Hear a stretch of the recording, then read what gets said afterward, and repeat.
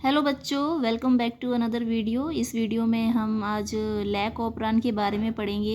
Lack ऑपरान क्या होता है। लैक ऑपरान में एक्चुअली एक्सप्लेनेशन है जीन्स कैसे रेगुलेट होते हैं प्रोकैरियोट्स में। एनसीईआरटी में यूकैरियोट्स के बारे में तो नहीं दिया हुआ है, प्रोकैरियोट्स के बारे में दिया हुआ है, तो उसके बारे में हम पढ़ेंगे। क्वेश्चंस जो हैं वो आते हैं इसमें से काफ़ी, और ये इम्पॉर्टेंट भी है, तो इसको इग्नोर नहीं करना है आपको और पढ़ना है ध्यान से। चलिए स्टार्ट करते हैं। Today gene regulation in prokaryotes में जीन रेगुलेशन कैसे होता है। अब आपको यही समझ में नहीं आ रहा होगा पहले जीन रेगुलेशन होता क्या है। देखो, डीएनए जो है उसका जो कंटेंट है वो हर सेल में सेम है, आइज़ में भी, लीवर में भी, पैनक्रियाज में भी, स्टमक में भी, लेकिन इन सब ऑर्गन्स का फंक्शन सब अलग अलग है। अलग फंक्शन क्यों है? क्योंकि अलग अलग जीन्स एक्सप्रेस हो रहे हैं हर सेल में। आइज़ में लैक्रिमल ग्लैंड्स हैं, वो टीयर्स प्रोड्यूस कर रहे हैं, है ना। एसिड प्रोड्यूस हो रहा है आपके स्टमक में, और एंजाइम्स बन रहे हैं पैनक्रियाज। इंसुलिन सिर्फ पैनक्रियाज ही क्यों बना रहा है? क्योंकि वहाँ पर सिर्फ वही जीन्स एक्सप्रेस हो रहे हैं। आंसू जो आ रहे हैं वो आइज से क्यों आ रहे हैं? क्योंकि वहाँ पर सिर्फ वही जीन्स क्या कर रहे हैं? एक्सप्रेस कर रहे हैं। तो डीएनए तो आपके हर सेल में सेम है, लेकिन कौन से पार्ट में, कौन से ऑर्गन में कौन सा जीन को एक्सप्रेस होना है, इसको हम क्या बोलते हैं? जीन रेगुलेशन बोलते हैं। ओके, नॉर्मली जो है, चलिए स्टार्ट करते हैं। इसकी कहानी क्या है लैक ऑपरान की। देखिए, जो बैक्टीरिया है ई कोलाई, वो नॉर्मली किस पे क्या यूटिलाइज़ करता है? ग्लूकोज। ग्लूकोज को खाने के लिए ना ई कोलाई को कोई स्पेशल एंजाइम्स की ज़रूरत नहीं है, ये सिंपली इसको एब्जॉर्ब कर लेता है और इसको न्यूट्रिशन मिल जाता है। अब मान लो कुछ ई कोलाई के बैक्टीरिया किसी उसमें चले गए हैं लैक्टोज के मीडियम में, ठीक है, लैक्टोज दे दिया, ग्लूकोज नहीं मिला है, तो लैक्टोज को यूटिलाइज करने के लिए ई कोलाई के अंदर स्पेशली कुछ एंजाइम्स बनेंगे, और उन एंजाइम्स के रेगुलेशन को क्या बोलते हैं? यहाँ पर जीन रेगुलेशन बोलेंगे। इसको लैक ऑपराइन इसलिए बोल रहे हैं क्योंकि लैक्टोज को डाइजेस्ट करना के लिए ई कोलाई में एक अलग ही मैकेनिज्म है। देखो, लैक्टोज को डाइजेस्ट अगर करेंगे तो क्या होगा? बीटा गैलेक्टोसाइडेस एक ऐसा एंजाइम है जो लैक्टोज को किस में ब्रेक कर देगा? ग्लूकोज में और गैलेक्टोज में। तो ग्लूकोज तो उसे लैक्टोज में भी मिल जाएगा, लेकिन यहाँ पर जो जीन्स है उसको अलग बहुत तरह तरह के एंजाइम बनाने पड़ेंगे। ग्लूकोज को तो सिंपली एब्जॉर्ब कर रहा था, इतनी मेहनत नहीं करनी पड़ रही थी, लेकिन लैक्टोज को यूटिलाइज करने के लिए जो जीन्स हैं उसको स्पेशली क्या करने पड़ेंगे? एक्सप्रेस करवाने पड़ेंगे अपनी सेल में। बैक्टीरिया के अंदर ना पॉलीसिस्टोनिक जीन्स होते हैं। पॉलीसिस्टोनिक जीन्स क्या होते हैं अब आपको समझना पड़ेगा। देखो, जैसे यहाँ पे जो स्ट्रक्चरल जीन है ना, ZYA, तो जी से जो जीन बन रहा है और वाई से जो जीन बन रहा है, ये तीनों जो हैं एक साथ जुड़े हुए हैं। पोली मतलब मैनी, और एक साथ तीनों जुड़ के फिर बाद में अलग अलग होकर 3 तरह की प्रोटीन बना रहे हैं। जी वाला क्या बना रहा है? Beta galactosidase. वाई वाला क्या बना रहा है? परमिएज। और जो ए वाला है वो क्या बना रहा है? Transacetylase enzyme. तीनों अलग अलग एंजाइम बना रहे हैं, लेकिन स्टार्टिंग में अगर हम देखें तो तीनों कैसे थे? कंबाइंड फॉर्म में थे, बिल्कुल जुड़े हुए थे। तो ऐसे जीन जो मल्टीपल प्रोटीन्स को कोड करते हैं उन्हें हम क्या बोलते हैं? पॉलीसिस्टोनिक जीन। पॉलीसिस्टोनिक जीन बैक्टीरिया के अंदर होते हैं, प्रोकैरियोट्स के अंदर होते हैं। यूकैरियोट्स के अंदर कैसे जीन्स होते हैं? मोनोसिस्टोनिक, मतलब एक जीन एक ही प्रोटीन बनाएगा। यहाँ पर जो ये एक स्ट्रक्चरल जीन है वो कितने प्रोटीन बना रहा है? 3। ठीक है, इतना तो आपको पता ही है ना। ये जीन है, ये डीएनए है, डीएनए से क्या बनता है? पहले एमआरएनए, और एमआरएनए से क्या बनेगा? प्रोटीन, और प्रोटीन की फोल्डिंग से ये सारे क्या बन जाते हैं? एंजाइम बन जाते हैं। यहाँ तक समझ में आया? अब देखो, ये तीनों बिल्कुल एकदम आपस में जुड़े हुए हैं। इसकी जो ट्रांसक्रिप्शन के लिए एंजाइम चाहिए, डीएनए के लिए तो रेप्लिकेशन के लिए डीएनए पॉलीमरेज चाहिए, लेकिन हम यहाँ डीएनए से क्या बना रहे हैं?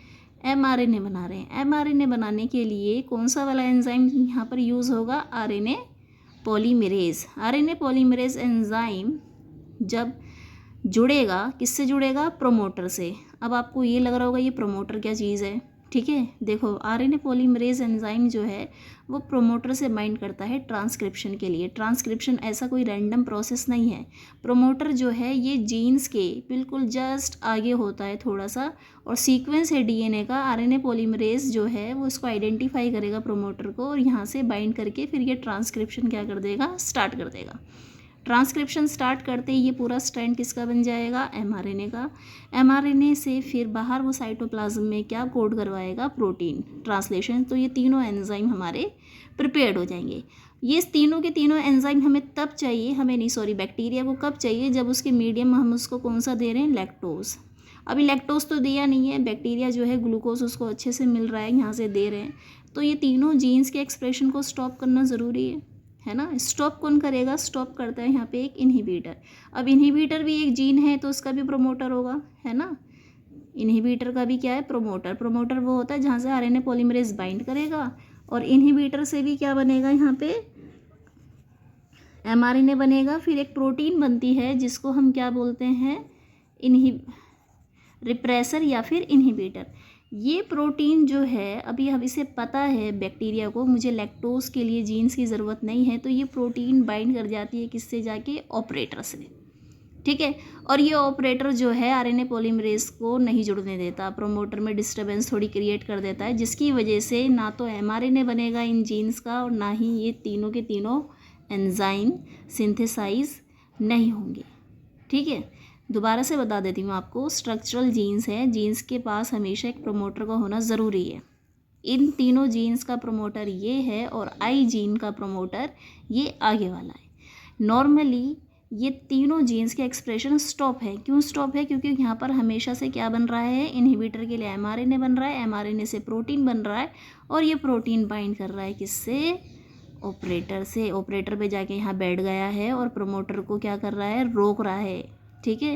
ये प्रोमोटर को रोकेगा मतलब आरएनए पॉलीमरेज को ये सीक्वेंस नज़र आएगा नहीं प्रोमोटर का, तो ये फिर क्या नहीं करेगा, ट्रांसक्रिप्शन नहीं करेगा। ट्रांसक्रिप्शन नहीं करेगा तो एमआरएनए नहीं बनेगा, एमआरएनए नहीं बनेगा तो प्रोटीन नहीं बनेगी, प्रोटीन से फिर ये एंजाइम भी नहीं बनेंगे।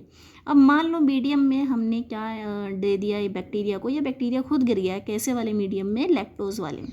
तो लैक्टोज थोड़ा सा तो अंदर जाएगा, क्योंकि ऑलरेडी कौन सा एंजाइम रहता है, परमेज। परमेज की वजह से ये एंटर कर पाता है लैक्टोज। जब थोड़ा सा अंदर गया, किस में बदल जाता है फटाफट, एलो लैक्टोज में। और एलो लैक्टोज में जाते ही ये जो इनहिबिटर ट्रांसक्रिप्शन को रोक रहा था, ये उसके ऊपर बाइंड कर जाता है रिप्रेसर को। जब ये रिप्रेसर के ऊपर बाइंड कर जाता है लैक्टोज, तो ये सीक्वेंस बिल्कुल ईजिली विजिबल होता है प्रोमोटर वाला। जब ये विजिबल होगा ईजिली, तो आरएनए पॉलीमरेज इस पे बाइंड करेगा और ट्रांसक्रिप्शन को क्या कर देगा, स्टार्ट। ट्रांसक्रिप्शन स्टार्ट करते ही एमआरएनए बनेगा, और ये फिर 3 एंजाइम बनेंगे। इन तीनों एंजाइम का फंक्शन क्या है, देखो, बीटा गैलेक्टोसाइडेज जैसे ही लैक्टोज को पहले तो एंटर कौन करवाएगा, परमेज। परमेज के बनते ही एंट्री इसकी इंक्रीज हो जाएगी लैक्टोज की।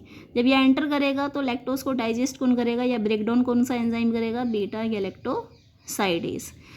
बीटा गैलेक्टोसाइडेज लैक्टोज को तोड़ देगा किसमें, ग्लूकोज प्लस गैलेक्टोज में। तीसरा जो यहाँ पर एंजाइम बनता है ट्रांस एसिटाइलेज, इसका फंक्शन अभी तक किसी को भी पता नहीं चला, लेकिन ये प्रेजेंट होता है। अब यही समझ लेना, ये ठेकेदार है, ये इन दोनों की निगरानी में ये जो है काम कर रहा है। ट्रांस एसिटाइलेज की निगरानी में ये दोनों एंजाइम काम कर रहे हैं, ऐसे याद रखना। ओके, तो अब आपको समझ में आ गया होगा जीन रेगुलेशन कैसा है। यहाँ पे नेगेटिव है ऑपरेंड, नेगेटिव क्यों है, क्योंकि ये बंद रहता है हमेशा। कब ये स्विच ऑन होगा, जब इसको लैक्टोज मिलेगा। लैक्टोज मिलेगा तभी तो ये एंजाइम बनाएगा, नहीं तो उसको ज़रूरत क्या इतनी एनर्जी लगाने की कि एमआरएनए बनाओ, फिर प्रोटीन बनाओ, फिर ये एंजाइम बनाओ। अगर उसको ग्लूकोज नहीं मिला, लैक्टोज मीडियम में मिला है, तब ये मजबूरी में क्या करेगा, इन वाले जीन्स को एक्सप्रेस करवाएगा। लैक्टोज इनहिबिटर से बाइंड कर जाएगा, कहेगा हट जा तू भाई, ऑपरेटर से इसको एक्सप्रेस करवाने दे। तो प्रमोटर का सीक्वेंस ईजिली विजिबल है, ये ईजिली विजिबल होगा, आरएनए पॉलीमरेज बाइंड कर जाएगा और ट्रांसक्रिप्शन स्टार्ट हो जाएगी, ये सारे एंजाइम बन जाएंगे। पेपर में देखिए कैसे कैसे आपको क्वेश्चंस आ सकते हैं, ठीक है। प्रमोटर के बारे में डेफिनेशन मैंने दे रखी है यहाँ पे। प्रमोटर क्या होता है, जीन से आगे वाला सीक्वेंस होता है डीएनए का, जहाँ से ट्रांसक्रिप्शन स्टार्ट होती है, ठीक है। आरएनए पॉलीमरेज बाइंड करेगा और ट्रांसक्रिप्शन स्टार्ट करवा देगा उस जीन की, ठीक है। सीक्वेंस है प्रमोटर एक डीएनए का। बीटा गैलेक्टोसाइडेज क्या है, जो लैक्टोज को ब्रेक करेगा ग्लूकोज एंड गैलेक्टोज में, परमेज इंक्रीज करता है परमेबिलिटी मेम्ब्रेन की, so that lactose maximum absorb होए ज़्यादा से ज़्यादा और उसको न्यूट्रिशन मिले। ट्रांस एसिटाइलेज का फंक्शन कोई कुछ पता नहीं है, अभी तक पता नहीं है, पर ये प्रेजेंट होता है। पॉलीसिस्टोनिक सिस्टम है, इसमें जीन्स होते हैं बैक्टीरिया में, मतलब एक एमआरएनए से बहुत सारी क्या बनती है, प्रोटीन बनती है। ओके, क्वेश्चंस आपसे पूछा जा सकता है कि लैक्टोज नहीं है मीडियम में तो क्या ये स्विच ऑन होगा या ऑफ होगा? ऑब्वियसली ऑफ होगा। क्यों? क्योंकि जब लैक्टोज नहीं है, ग्लूकोज उसको मिल रहा है, तो वो क्यों इतनी एनर्जी वेस्ट करवाएगा, क्यों जीन्स को एक्सप्रेस करवाएगा? ठीक है, लैक्टोज होगा जब भी तो इस इनहिबिटर को रोकेगा। ठीक है, अगर मान लो बीटा गैलेक्टोसाइडेस एंजाइम नहीं है तो क्या होगा? बीटा गैलेक्टोसाइडेस नहीं है तो लैक्टोज को ब्रेक डाउन नहीं हो पाएगा। परमिएज वाला जीन अगर म्यूटेट हो गया तो क्या हो गया? परमिएबिलिटी इंक्रीज नहीं हो सकती, लैक्टोज एंटर करेगा ही नहीं। थोड़ा सा जो परमिएज है वो ऑलरेडी प्रेजेंट होता है। अब क्वेश्चन आप मुझसे ये पूछ सकते थे, मैम परमिएज तो बाद में बनाया ना, तो फिर परमेबिलिटी ये एंटर कैसे कर गया? ये जो थोड़ा सा लैक्टोज है ना, परमिएज वाला एंजाइम, ये प्रेजेंट होता है तो ये इंक्रीज़ कर देता है जब जैसे इसको ये मिलता है, फिर दोबारा और बनने लगता है और इंक्रीज़ हो जाता है। So this is all about today's class. ये लैक ऑपरान के बारे में था। आई होप आपको समझ में आ गया होगा अच्छे से। बहुत ही ईजी है, ठीक है। दोबारा से समराइज़ कर दूँगी अगर आप मुझे बोलोगे। तीनों जीन्स का प्रोमोटर होता है, इसका प्रोमोटर ये है, और इनहिबिटर जो जीन है इसका प्रोमोटर इसके आगे लगा हुआ है। शॉर्ट पे याद रखना, पिपोजिया, PIPOZYA। Okay, that's all about today's class. I hope आपको समझ में आ गया होगा जीन्स रेगुलेशन कैसे होता है। जहाँ जिसकी ज़रूरत है सिर्फ वही वाला पार्ट एक्सप्रेस करेगा, अदरवाइज़ जीन्स आपके क्या रहते हैं? ऑफ रहते हैं, ज़रूरत पड़ने पे ऑन होते हैं। तो ये वाला आपका नेगेटिव वाला था रेगुलेशन, क्योंकि ये हमेशा बंद रहते हैं। अगर लैक्टोज इसे मिलेगा तो ये ऑन होगा, अदरवाइज़ ये हमेशा कैसा रहता है? ऑफ रहता है। So thank you so much students, bye bye.